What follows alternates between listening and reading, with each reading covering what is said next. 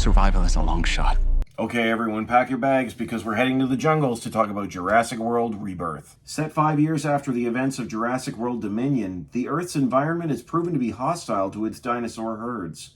Although the beasts seem to have survived along the equator, the rest of the world's climates have caused the others to die off. But that hasn't prevented mankind from still trying to exploit the remaining creatures for profit. So when a major corporation flashes a giant check to mercenary Zora Bennett and her team, she reluctantly accepts a mission to recover the DNA from some of the most colossal creatures across land, sea, and air.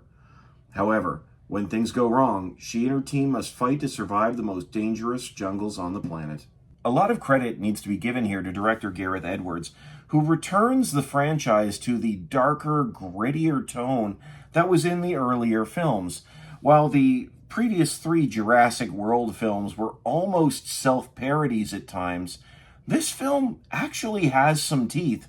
As a matter of fact, the action sequences may be some of the best in the franchise. Whether they're clinging to the side of a mountain or trying to outraft a T-Rex, Edwards brings back the intensity of the earlier films and really elevates these moments in the process.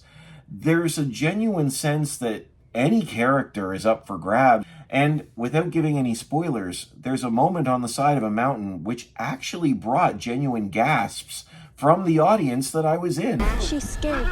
She's scared of.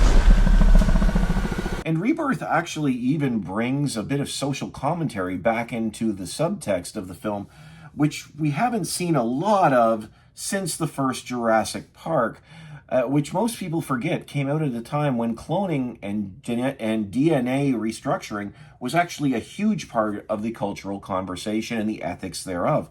And here, Jurassic World Rebirth wants to talk about Big Pharma and the responsibilities that it has of making medicine and healthcare accessible for the rest of the world. This would be a medical breakthrough that could save countless lives. I would not go so far as to say this is a profound experience by any stretch, but you can sense that they're trying to say a little bit more and give some serious stakes to their dino adventures, if you will. If we get this DNA, millions of lives are saved. But all of this begs the question of, why isn't the film being better received?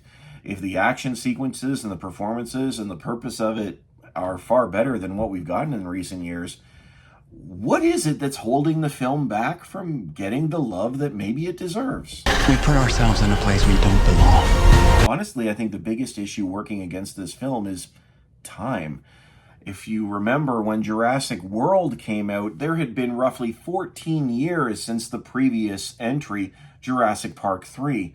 The idea that they were going to open up the park and try something new and bring back new films, that nostalgia factor really played into the excitement, and it broke records in its opening weekend. It was a massive success, but the films got sillier and they got more ridiculous, and quite frankly, the quality has reined in.